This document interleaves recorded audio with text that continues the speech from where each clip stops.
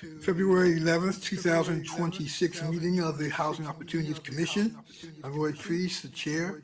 I can introduce to you my fellow commissioners who are present with me. To my immediate left, Jeff Merkowitz, our vice chair. And to his left is Robin Solomon, who was our chair pro tem. To my immediate right, Jonathan Miller. And to his right is Paul Weech. We also are joined by Azola Shore, who is joining us virtually. Our other commissioner, Linda Crooms, is tied up on business and will not be present with us today. So we have almost a full complement of our commissioners present for the meeting today. And we want to acknowledge that we are in our new headquarters building, which is located at, I saw the address. 1328 Fenwick Lane. Yeah, Fenwick Lane. Yes, I wrote it down, 1328 Fenwick Lane. So in our new headquarters building, it is a little different perspective in the way that we were in the other space. And also to acknowledge that we are joined on the diocese not only by the commissioners, but also by our President and Executive Director, Kelsey Andrews, and also Arsha Memon, who is our General Counsel. So welcome all of you and welcome staff to this auspicious beginning in our new headquarters building. And you all look like puppets out there. I mean, don't you all smile? It's no execution going to occur here today. So let me, with that, move on to the agenda of the meeting. And also, I see Karen, you over there now in a different space as well. All right. New day. Okay, so we'll start our meeting as usual. First of all, we don't have a community forum. No one is asked to speak at this meeting. And so we'll move on with the report of the president. Thank you. Thank you, Mr. Chair, members of the commission, the HOC team, and members of the public.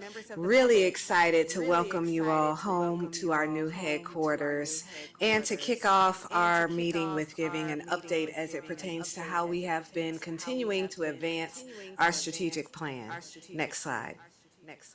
Of course, as a reminder, there are three primary goals that we've been focused on in our 5-year strategic plan. We are in year 2. The three goals include expanding affordable housing in Montgomery County, enhancing the lives we touch through supportive services and partnerships, and excelling as a world-class organization. Next slide. We encourage members of the public to check out our strategic plan as well as our dashboard, which is located on our website at hocmc.org.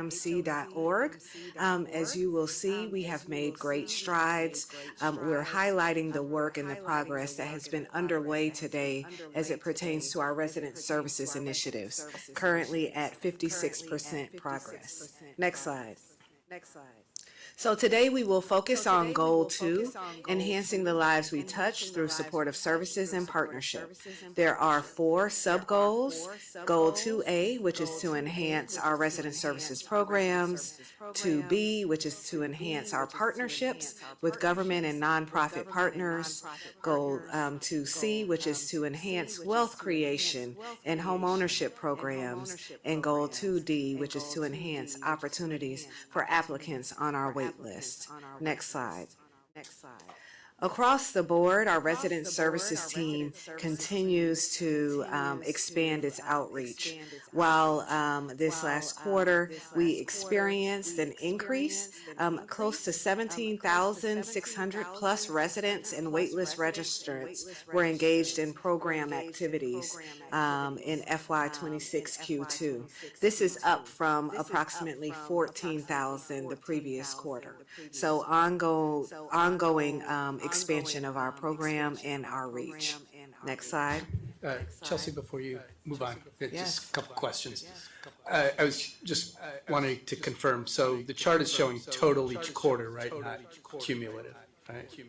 Yes, and well, it's showing total touches per quarter, yes. And are those unique engagements, or are they, or in terms of individuals, is it, or are they like some are getting more than one? In terms of the number of touches, I think that this reflects the number of residents that have been impacted by way of programming, outreach, participated in different programs, called, and of course you've seen information in regards to people who have called for resources. This does not reflect if we talk to a customer 3 times. And so therefore we're providing a triple number for that resident. That was my question. Yes. And then I think you've also answered part of it in terms of like what counts as an engagement. So it's anytime we interact with. Absolutely. Okay. Yes. So, and I guess, I mean, so it's great to see such a large increase.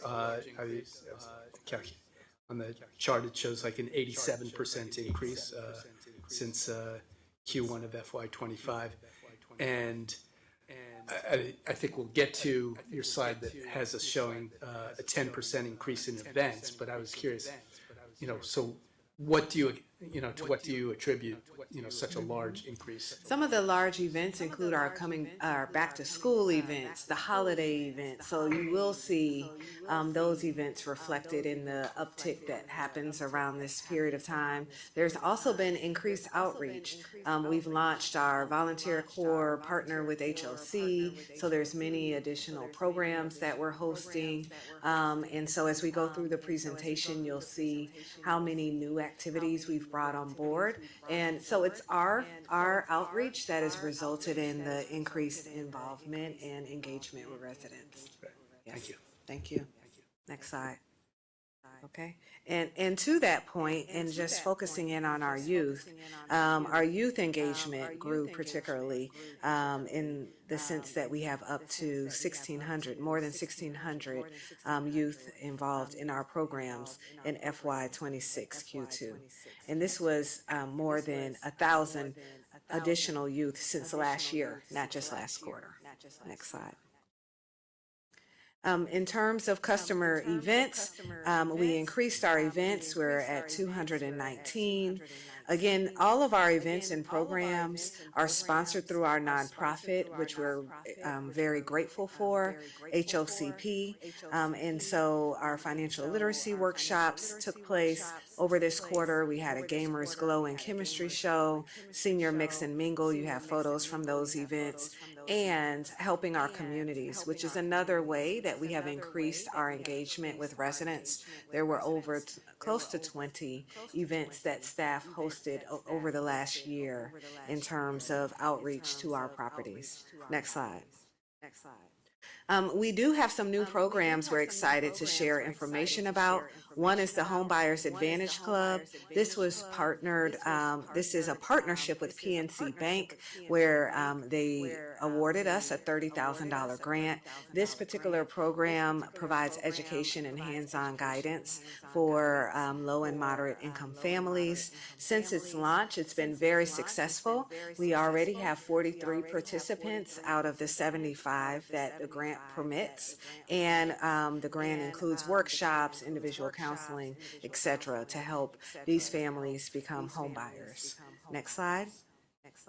We also are excited to share information in regards to a new program that we are launching in Q3 called Ready for Life. This is focused on our youth, and this will help our youth prepare for life after high school. I will share that when we were doing some of the focus group sessions for Bridge, we learned that one of the areas that our youth would like more support around is getting ready for adulthood. And so this was in response to that.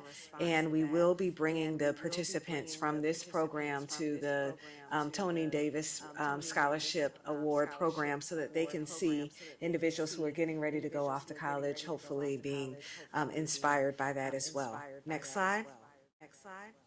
We also are launching a community coach program. This is again sponsored by and in support of our nonprofit, where we would like to have our youth have the ability to do outreach. Residents and customers in our program really serving as ambassadors to bring new participants into our programs. So we're standing up a coaching program to give them the skills to do that, as well as providing them with a stipend to become ambassadors on our behalf. That will be launching in Q3.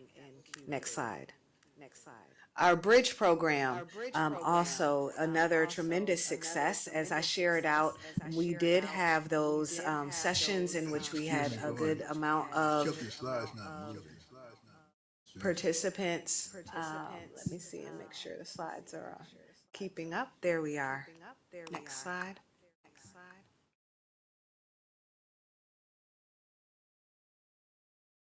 One slide. There we are. Thank you. And so as it pertains to the bridge program, as I mentioned at the last board meeting, we had information sessions. They were very highly attended.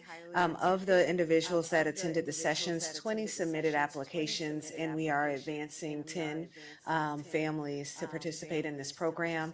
That is the slotted amount of households that we have for our initial beta program, and the onboarding process is now underway. So we will continue to update as it pertains to how we move this along. Next slide.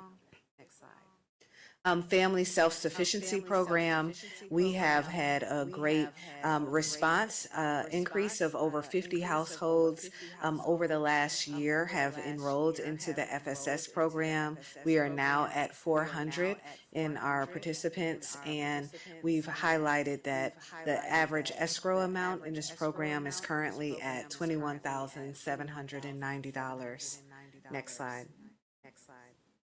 In terms of growing our partnerships, and again, this is also on our website for partners who are interested in working with HOC. There's a form that can be completed, and we'll reach out. But we've made substantial progress in Q2. Our formalized programming partnerships are now at 154. This is a net increase of 32 partners over the year, and we are spotlighting 2 new partners here. Maryland Legal Aid, if you came to the back to school event, they were there as well.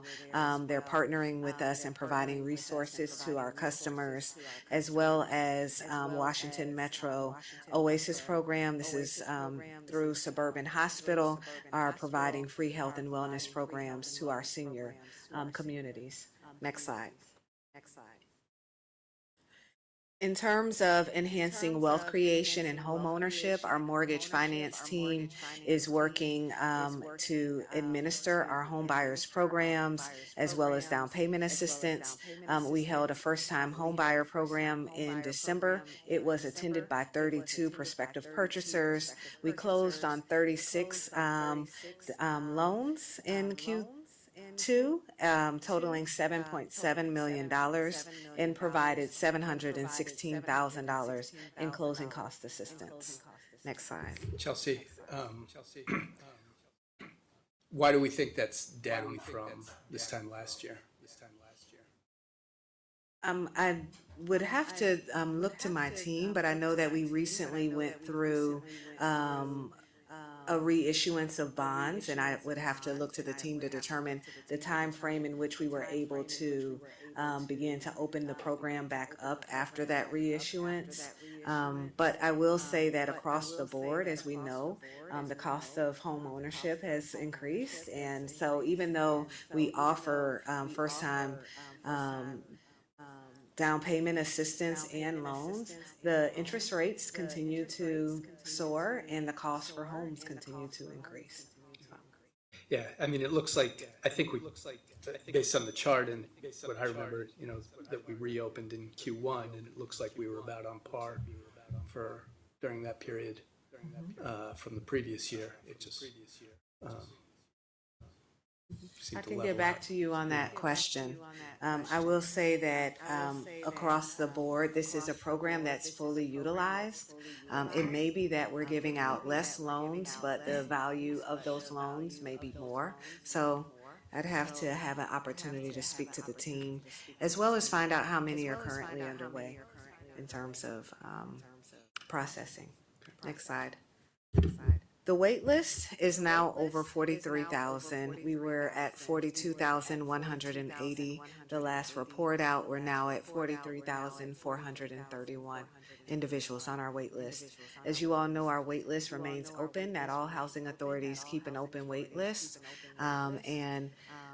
This is reflective of, I believe, what's been a challenge across our region and our nation in regards to housing affordability. Next slide. I'd like to welcome our Vice President of Government Affairs, Ken Silverman, who will share an update as it pertains to legislative events. Good afternoon, Commissioners. Good afternoon, Commissioners. Great to be here with you. I'm going to give a high-level update, and I'm not going to read every bullet on the slides. We do have a pretty hefty legislative update for you. But if you have any specific questions, happy to delve deeper.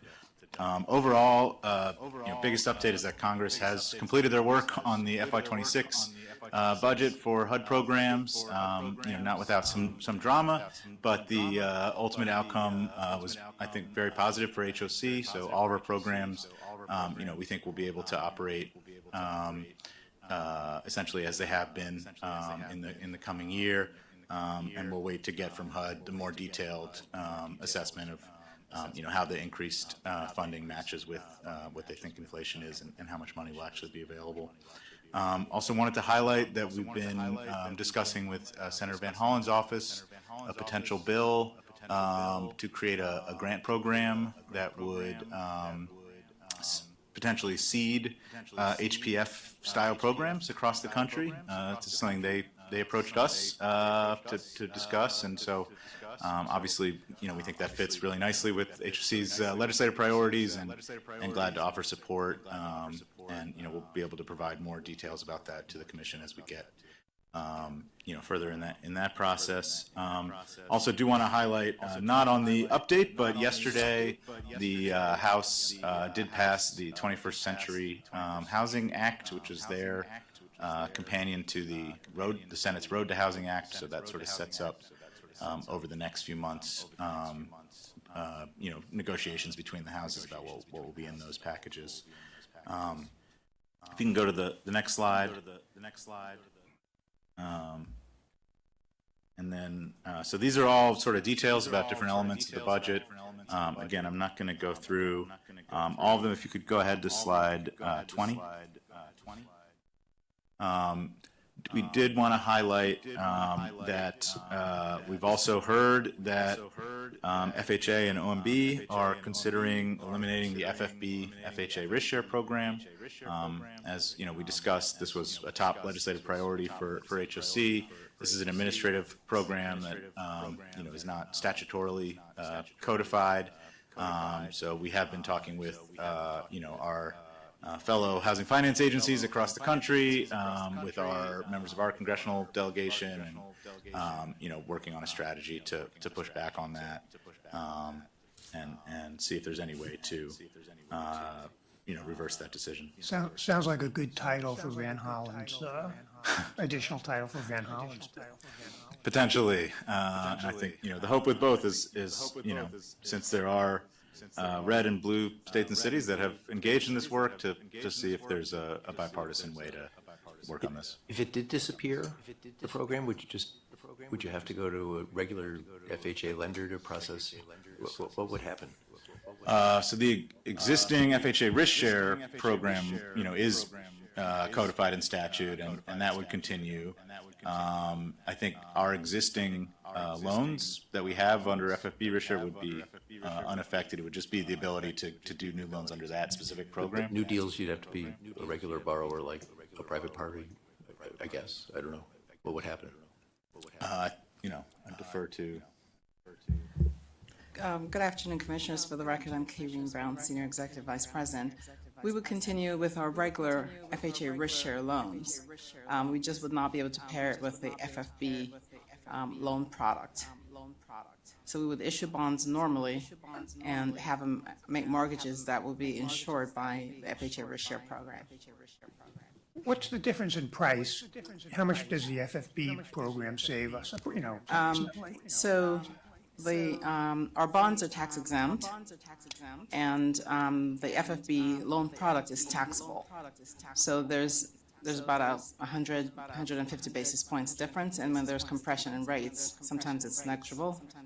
There's obviously a difference in taxable versus tax exempt, 35% difference in the tax exempt for somebody who pays taxes versus somebody who does not pay income taxes on the interest earned from investing in taxable versus tax exempt bonds.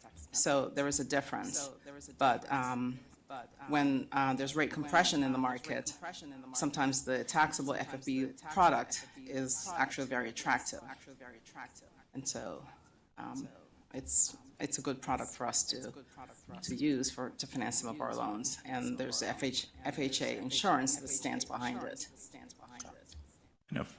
We've heard, from some of our colleagues around the country, generally for taxable debt, going through the FFB program saves about 100 basis points versus a FHA risk share, taxable loan that's not through that program. So it is a substantial benefit.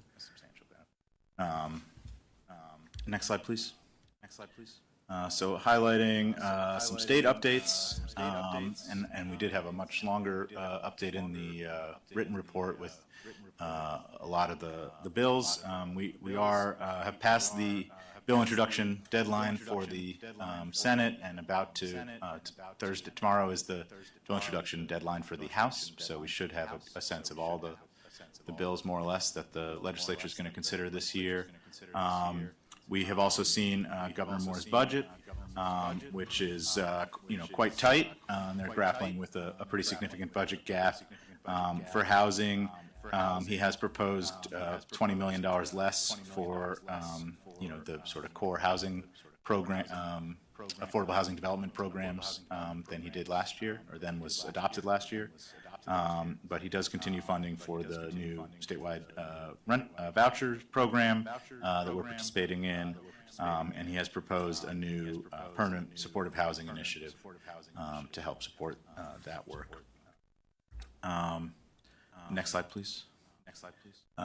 Looking at the county, we wanted to highlight a zoning amendment that was introduced to expand the eligibility for the mixed income housing plan type, which is designed to provide an expedited approval process if you have at least 30% affordable housing. So our HPF projects would be eligible for that. This would allow smaller projects to be eligible as well, as long as they have at least 50 housing units. Next slide, please. We also wanted to highlight that the county has received its next quarterly data benchmarks, and there has been some rebounding in the multifamily market in the fourth quarter of calendar year 25. So that's been a major focus, and just wanted to share that update. We'll be excited to see the SAGE posted on that chart, in a quarter coming soon. Our understanding is that the majority of those units in the fourth quarter were affordable LIHTC projects. So, but glad to see some production happening. Next slide, please. I'll turn it back to the president. All right, thank you very much. We'll just end with some highlights in terms of upcoming activities, especially for the public's information. On February 19th, there's a financial education virtual workshop series taking place on really how to improve your credit. There's information here on our website, as well as this QR code to register for that program. We also have Black History Month celebration taking place at Plum UMGAR Recreation Center targeted to residents at the properties that are listed here, as well as ongoing financial education virtual workshops. In this instance, spotlighting one that relates to renter to home ownership. Again, tying into our strategic plan, as you will see, many of the programs that we're offering are focused in on home ownership, financial literacy, as we've lifted up as key values in our strategic plan. With that, next slide, I'd like to open for any additional questions and or comments. Thank you, Chelsea. It's always great to see everything that we're doing. Going back for a moment to the wait list, I was just curious. I know, we talked about efforts before to clean up some of the wait lists and whether there were people on the wait list who no longer need to be, or the cleanup effort that will take place on the wait list has less to do with if people should not be on the wait list, but if they have identified the specific wait list they're interested in. Okay. As it stands, everyone is on every list. You are currently on the list for the voucher program, for all so of our that's not going to specialized change programs. the total number. Correct. What we require of individuals on the wait list is that they update their information once a year, and that is a requirement to remain on our wait list. So these are true figures in terms of the number of people on the wait list. I do want to make a point of clarification and apologize. I did learn that the numbers in terms of the touches with residents reflects the number of encounters we've had with residents. And it may result in if someone came to an event and then also went to get counseling and entered into the next level of the program, or the number of times that they've participated in different programs. So point of clarification there. Yeah, no, the wait list really does highlight the importance of the work that we're doing, and the need for even more affordable housing in this county. I did want to also go back to the new initiatives, and it's always great to see some of those. And I did hear you talk about having heard from some of the youth about wanting help transitioning into adulthood. I was curious, how we determine new initiatives, and to what extent we may be surveying residents about what programs or services they would like to see and that would meet their needs. On an ongoing basis, our team, and this is why this is a reflection, of course, of what our youth told us they'd like to see in programs that they would like. We respond to what the residents want. Every property even has different programs. The seniors at our various properties are very clear about what type of programs they want at their different sites. When we have interactions, there's client intake and opportunity to get feedback on what they would like to see. We also have the ability, of course, to launch programs and learn from who shows up and who participates. Sometimes you learn based on just hosting those events and seeing who's interested. But a lot of what the resident services team does is try to respond to what they're hearing in terms of what the needs are. There's definitely always great demand around home ownership. Those programs get full participation, so we continue to keep those programs active.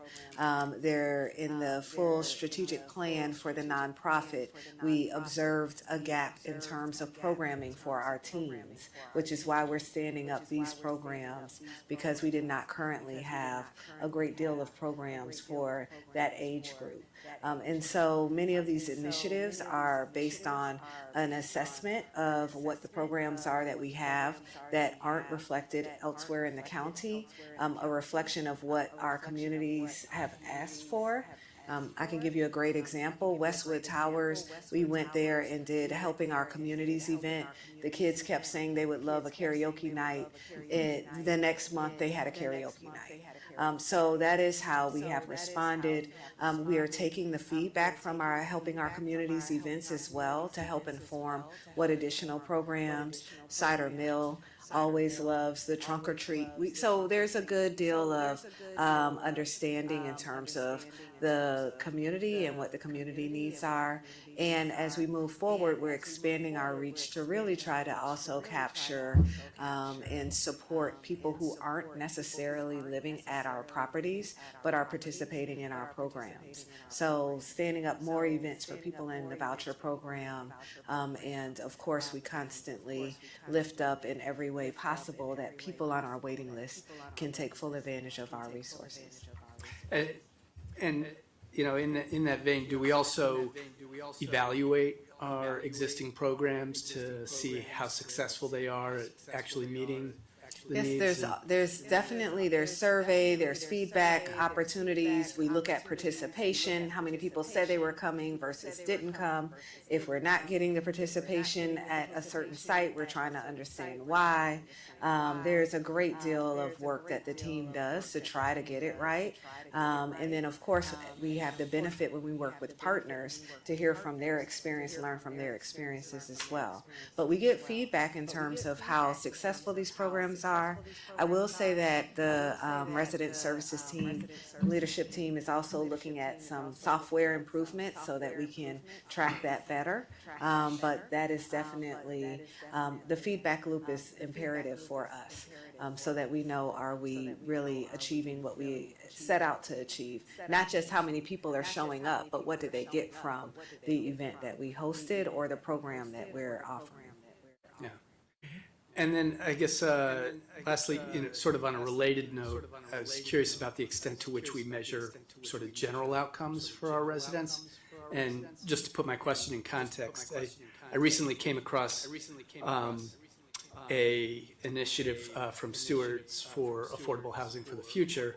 They have a outcomes initiatives measures which suggest survey questions and indicators to measure outcomes for things like housing stability, financial stability and resilience, health and wellness, resident satisfaction, agency, and voice. And they have a whole list of sort of, like I said, suggested indicator or survey questions, and then, how these might be measured. So I was curious whether we do anything similar or whether this... Surely for certain programs, for example, Fatherhood Initiative grant programs where you definitely have to get to and provide that level of data and analysis, we have that stood up.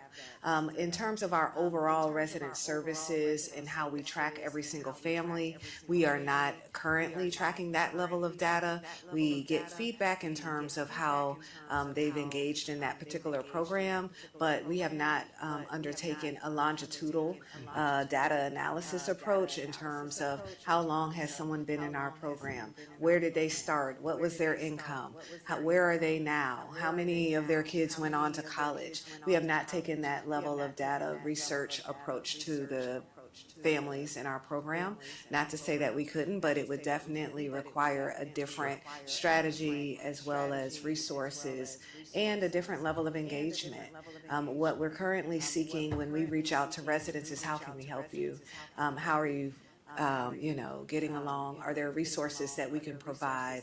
And of course, we want positive outcomes, but we haven't taken a data strategy around that engagement. Yeah.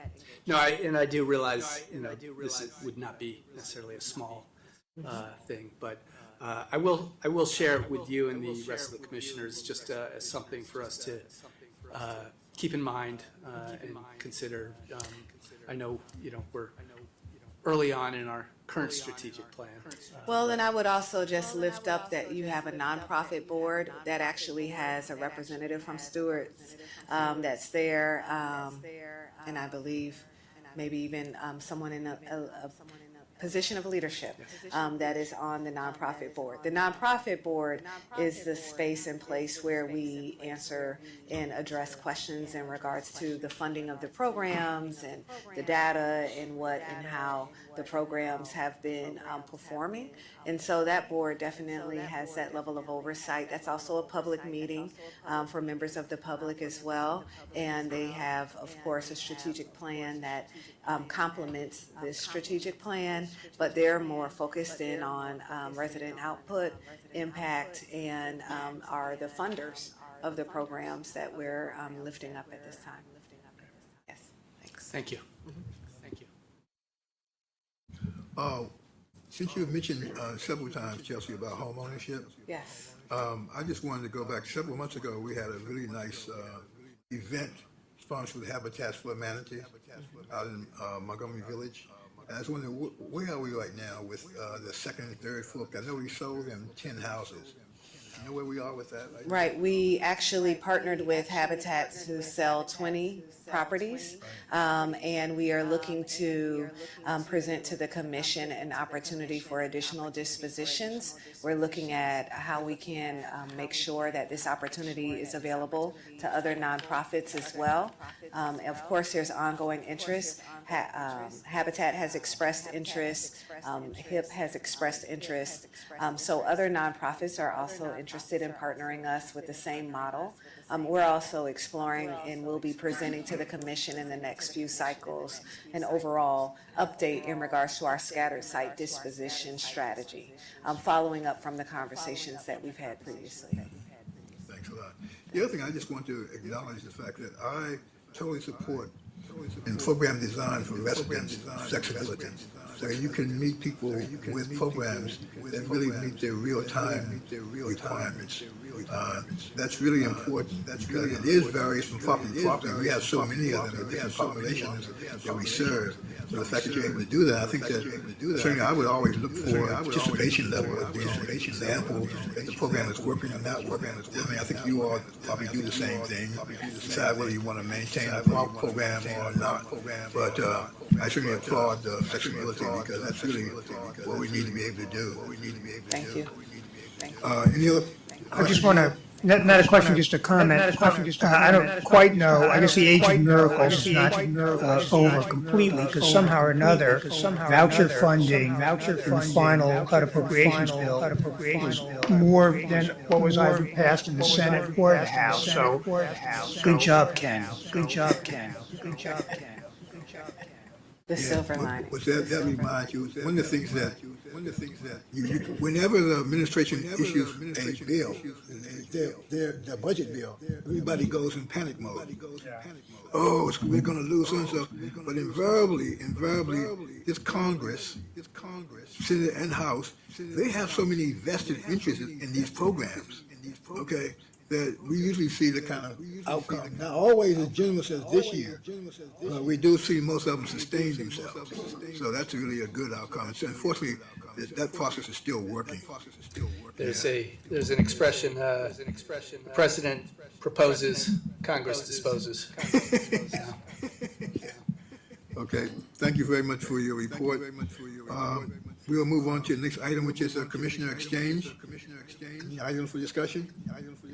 I just want to make a note, excuse me, so in the last several weeks, there was a new report put out by Raj Chetty's organization, which did a study of HOPE 6 programs, which underscored the importance of economic integration in advancing opportunities for low-income people. It's worth taking a look.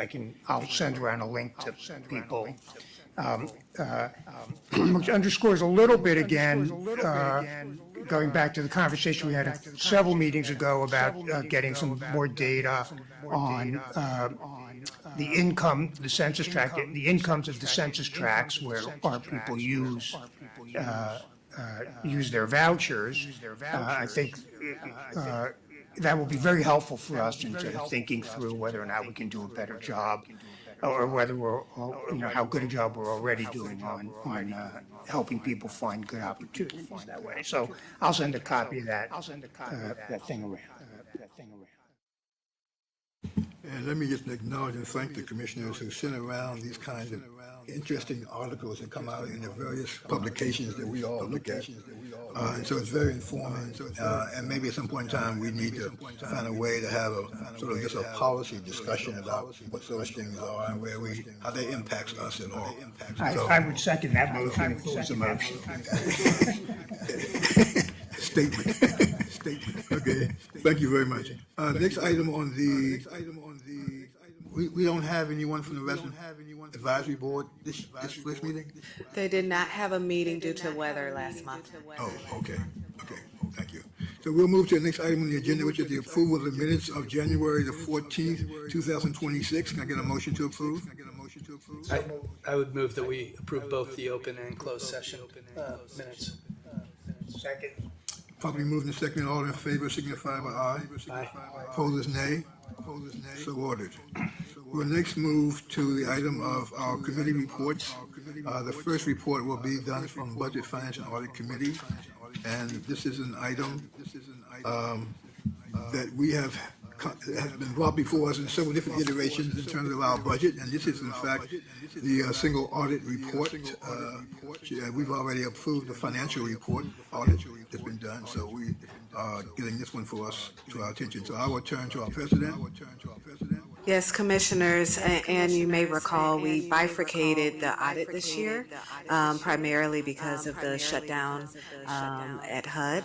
And we previously presented and the commission approved our financial audit. What you have before you today is our single audit, and I will turn it over to our CFO as well as our auditors with CLA to provide you with more details.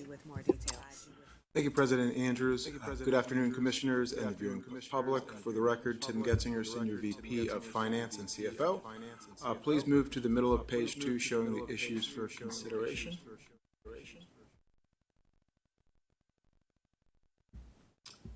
Thank you. The purpose of this agenda item is to garner Commission acceptance of HOC's fiscal year 2025 single audit report. As noted on December 3rd, 2025, the Commission reviewed and approved HOC's FY25 audited financial statements. In the single audit, 4 programs were tested. HOC received an unmodified or clean audit opinion on the Housing Finance Agency's risk-sharing program and continuum of care, and a qualified audit opinion on the Housing Choice Voucher Program in Section 8, Project-Based Voucher Cluster. HOC received no management letter comments. Management has provided responses as required, which are included in the single audit report. Note that the single audit and corrective action plan are due to HUD within 30 days of approval. And I'd like to acknowledge Mandy Merchant and Will Drzdowski at Clifton Larson Allen, as well as HOC teams at the Housing Resources, Compliance, and Finance Divisions who worked on this audit. And with that, this presentation is concluded, and I would be happy to answer any questions.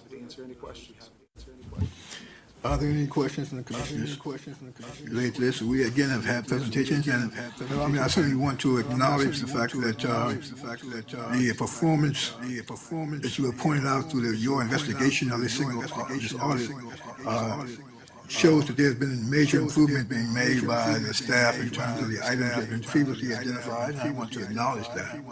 And thank you, the auditors, really, for outstanding work that they've done to keep us on task. Because I think all your work has done is improve the agency's performance. And as long as we're moving in that direction, we're doing the right thing. I think it's your diligence, your tenacity around pointing out things to us, and allow us time to really have appropriate corrective actions to address these things. So, thank you. As well as the responsiveness of the staff to really address those issues. The hard work that goes into that. So, you know, thanks both to the auditors and to the staff for really working to really improve the performance of HOC's compliance.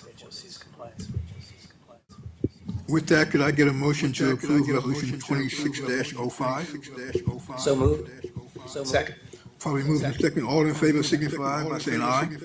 Opposers, nay. So ordered. Thank you very much. And thank you all for the work that you all have done this year. Thank you. Thank you. With that, I'll turn next to our Development and Finance, Commissioner Mikowitz, Chair.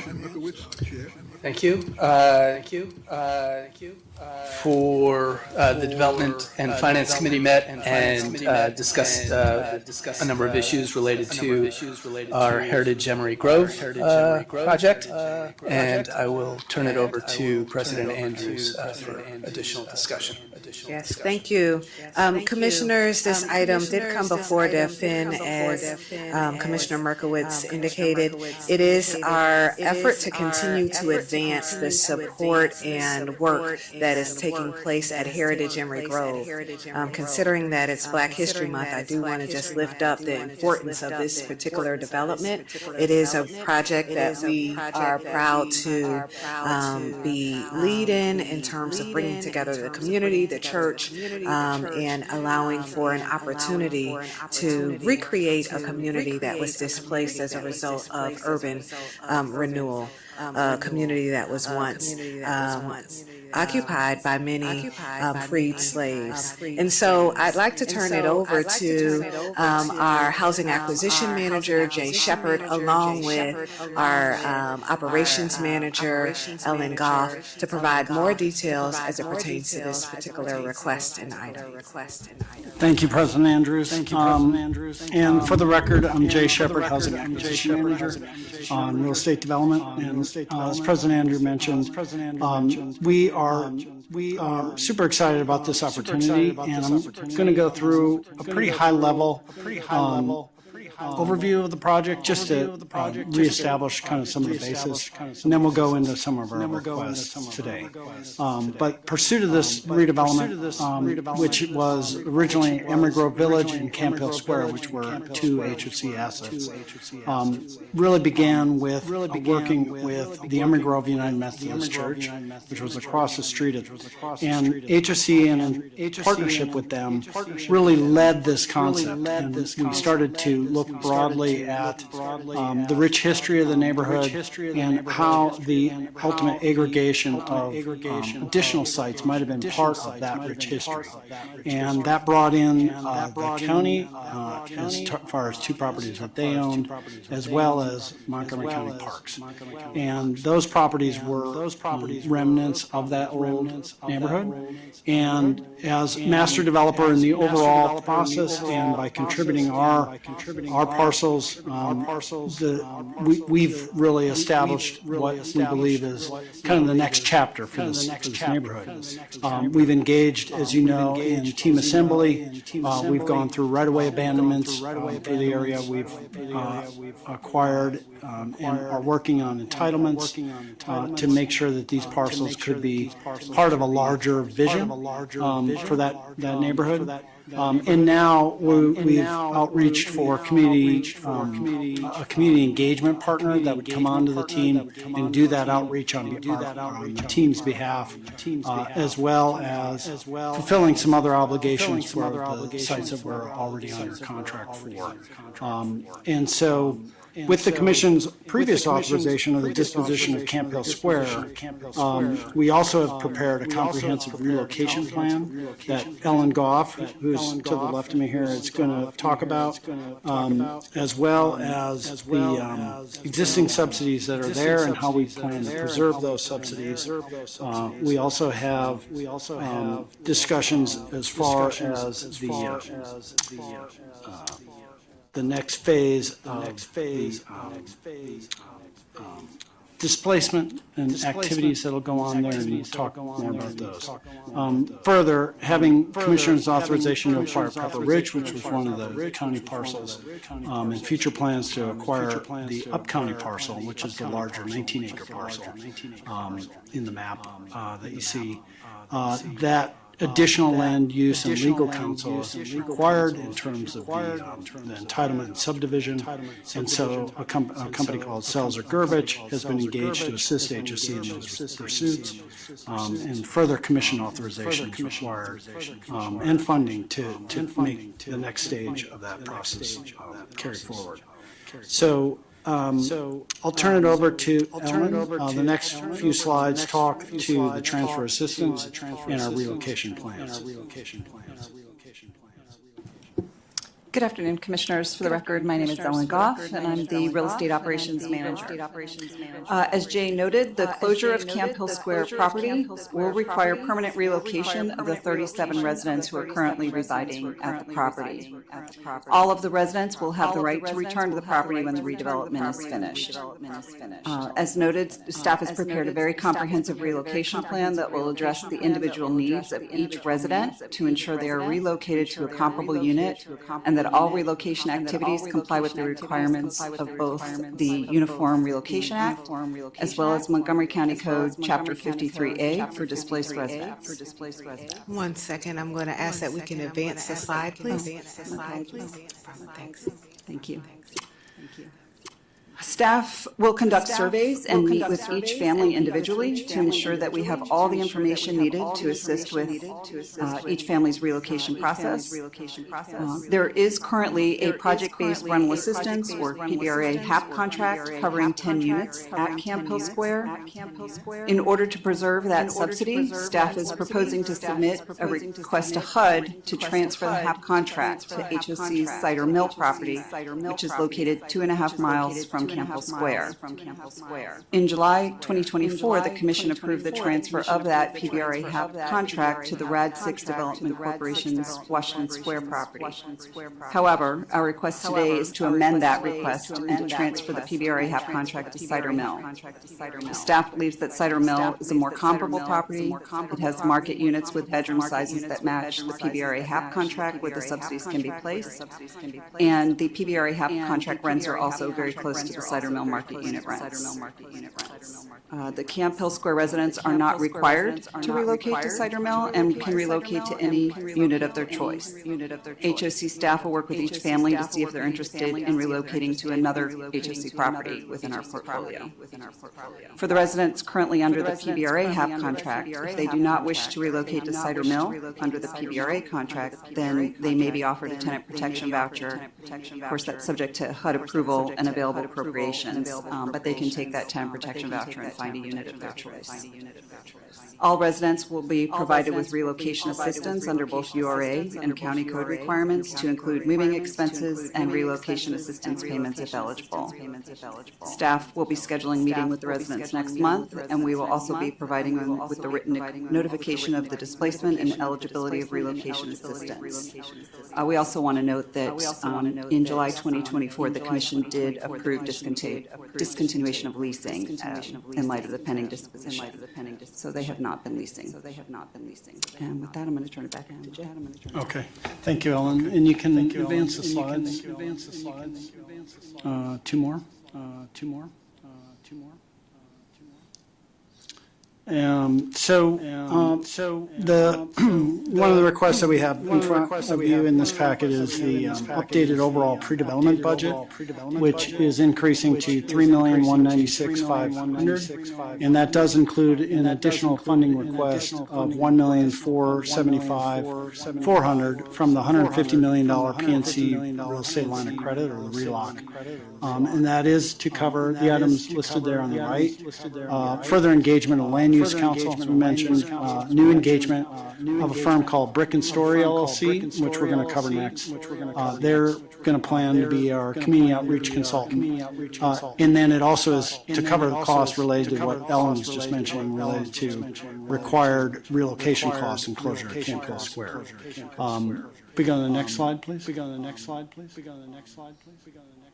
And this is a timeline for that relocation. We wanted to include that just to let you know it's happening this year. It's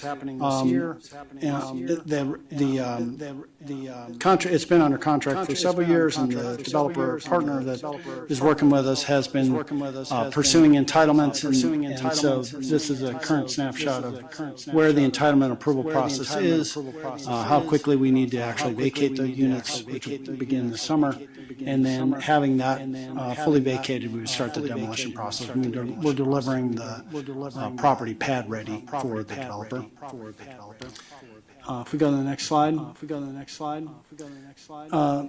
So HOC, in partnership with our church partner, we actually created a panel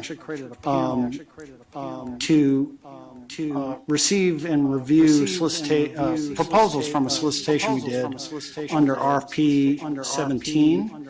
And we received great responses.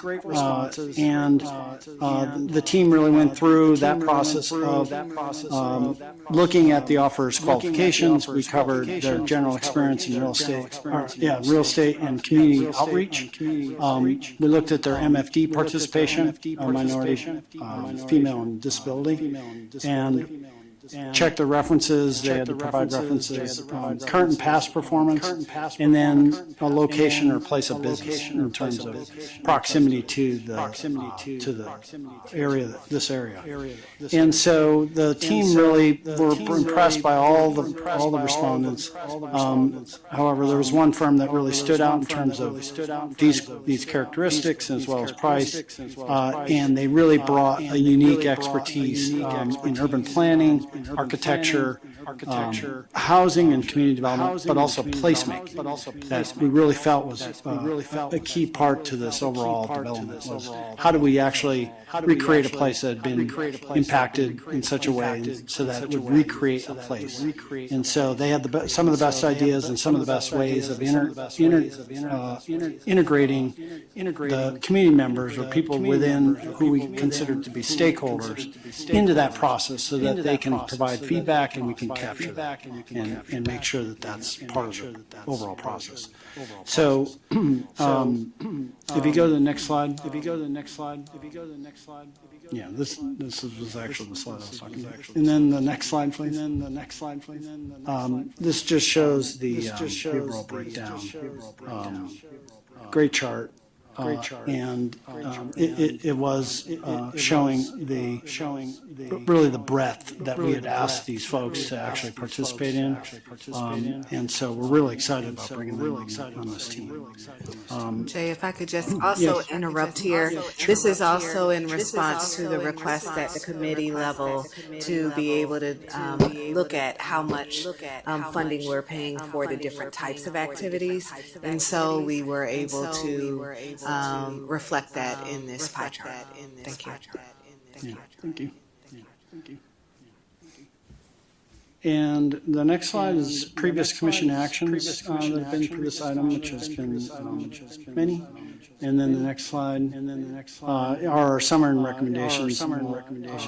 Just kind of summarize these. Number one, we're requesting the commission authorize actions to complete the transfer assistance request and obtain necessary tenant protection vouchers, including submitting the 8BB transfer of budget authority request to HUD for the transfer of the Campbell Square PBRA HAP contract to Sager Mill. Second would be authorizing actions that will comply with all relocation requirements in connection with the relocation of Camp Hill Square residents, including any required relocation or rental payment. And then third, combined here is approving an updated overall pre-development budget of $3.1965 million, which does include the additional funding request of $1,475,400 from the RELOC for further engagement of Land Use Council, but also new engagement of Brick and Story and covering the costs of the relocation and closure. So all funds and accumulated interest that'll be repaid from the net sale proceeds of disposition of the sale lots created as part of this master planning and subdivision process. And so I'll stop there, and if anyone has any questions for either Ellen or I, we're happy to take those now. Thank you. Thank you very much. Ms. Goff, the question for me is in the materials here, it says that it could take HUD as long as a year to approve the transfer of the project-based assistance. And yet our plan is to have everybody relocated by September, which is less than a year from now. And just wondering how we're thinking about that. Sure. Getting approval sooner. So we will likely be putting in the request for the tenant protection vouchers, which right now there are only 8 of the 10 units are occupied. Of those, only 5 residents are currently receiving assistance. The other 3 are paying market rent, probably over income. They're no longer under the subsidy. So that only leaves us with 5 really assisted tenants. So the thought was that we would, as noted, just go ahead and apply for the tenant protection vouchers for them. And then we would fill the, once the transfer assistance is fulfilled, we have plenty of people that want to live at Cider Mill who would love to have the subsidy. And then the other question I had was, totally support the request for the new spending, but wondering if something changed from the original budget, that we're adding $1 million to the cost of the pre-development budget. Right? Well, it did, in terms of the new contract for the community outreach. We actually went out for a 5-year potential contract term just to see if we could get better pricing. And this does include budget authority for 3 years. And so that's part of that increase. And then the secondary part would be the relocation expenses, that once we really calculated how the two combinations of this HUD's URA requirement plus the county, those payments have to be made to the tenants in order to move them. So but basically, though, that particular cost is bigger than anticipated. Yes, that was bigger than anticipated. But it's covered by the sales proceeds. It would be covered still. Sorry, Rob, what'd you ask? I just pointed out that it's covered by the sales proceeds. And I just wanted to acknowledge and appreciate the additional detail on the community outreach consultant. Very helpful. Very helpful. Thank you. Are there any additional questions from the? As noted, the committee did review and discuss this proposal and supported it. And so with that, I will make a motion that the commission approve resolutions 26-06A and 26-06B. It's been properly moved and seconded to approve resolutions 2606A and 2606B. All in favor signify by saying aye. Aye. Opposers, nay. So ordered. Motion carries. Thank you. Thank you. I need to ask you a question. I have, I don't see it on the agenda. Oh, that comes after this one. That comes after. The next item on the agenda is for February has always traditionally been the meeting that we use as for the election of the officers of the commission. There are 3 officers, the chair, vice chair, and chair pro tem. And so we do that every February as part of the agenda for the meeting. And so we are now at that point on the agenda. I think I would turn, is this something you conduct? Yes, Aja, as or the secretary of the board. You're secretary of the board, yes. I wear many hats. I will now be the secretary. This evening, we will hold the 2026 election for the officers of HOC. At this time, I would like to open the floor for nominations for the office of chair, vice chair, and chair pro tem, starting with the nominations for chair. And I would open for... I would like to nominate Roy Priest to continue as chair. Are there any other? Second. If a second is appropriate. There'll be a vote in a moment. Okay. In a moment. I withdraw myself. Okay. All right, I'd like to open for nominations for the vice chair. To avoid the appearance of a conflict, why I will nominate Jeff Merkowitz to be vice chair. All right. And I'd like to open for nominations for chair pro tem.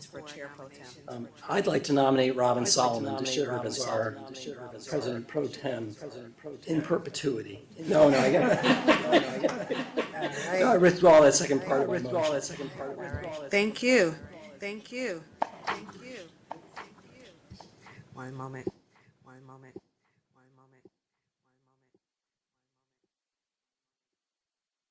All right. Can we just do it as We one are. vote? Can we do all In three? fact, I would just like to open, there has been a slate presented, the chair being Chair Roy Priest, the vice chair Jeff Merkowitz, as well as Chair Pro Tem Robin Solomon. And with that, I'd like to call the vote, and all in favor say aye. Aye. All opposed? Any abstentions? With that, congratulations. Thank you.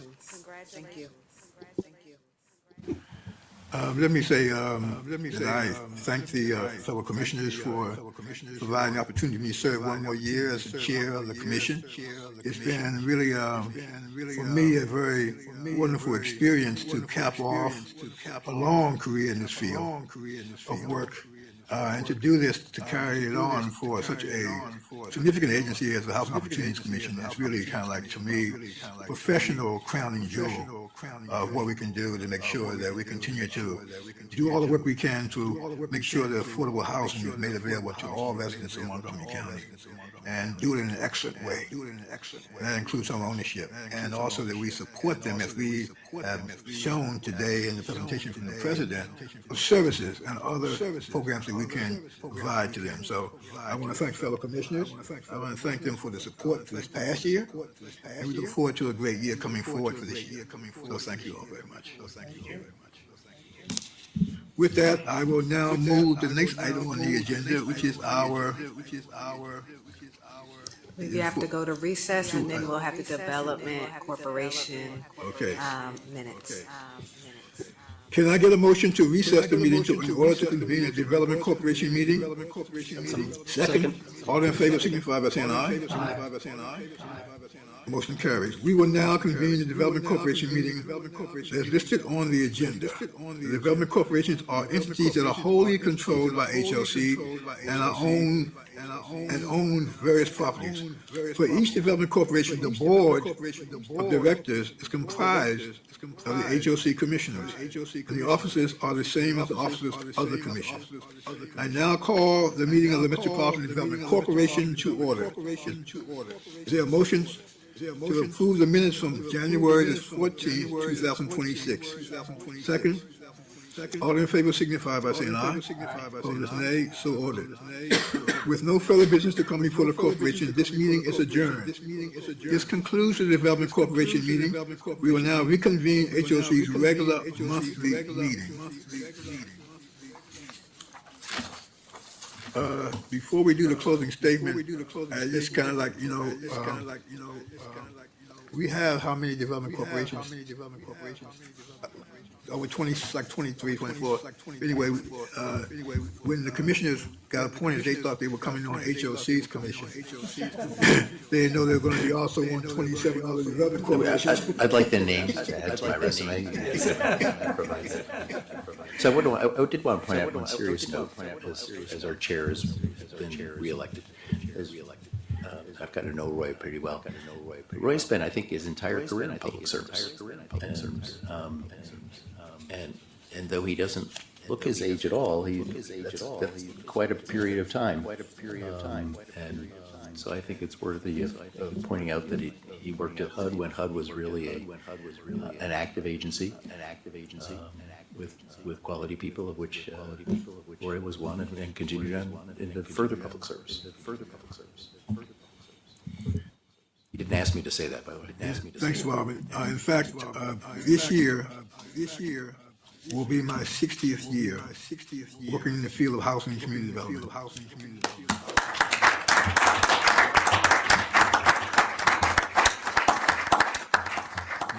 Thank you. Thanks for that, Rob. Pursuant to Section 3-305B and D of the General Provisions Article of the Annotated Code of Maryland, I move to adopt a written closing statement dated February the 11th, 2026, and to adjourn the open session to a closed session to discuss the financing of a property located in Bethesda. HOC must discuss the topic in closed session to protect confidential commercial and financial information provided to HOC by third parties. Section 3-305B13 allows the meeting to be closed. If a member of the public that is watching this meeting in real time on YouTube wishes to object to the closed meeting, please comment on the YouTube chat box or contact HOC's General Counsel. Instructions can be found in the Open Meeting Act objection procedures, which is posted on HOC's website. Do I have a second? All those in favor signify by saying aye. Opposed, nay. So ordered. We are now completed and closed out. No clock closed out. Our regular meeting at 5:17 p.m. and we will now go into a closed meeting session. I want to thank you all, thank the staff for being present today, and look forward to our next meeting in March. Thank you.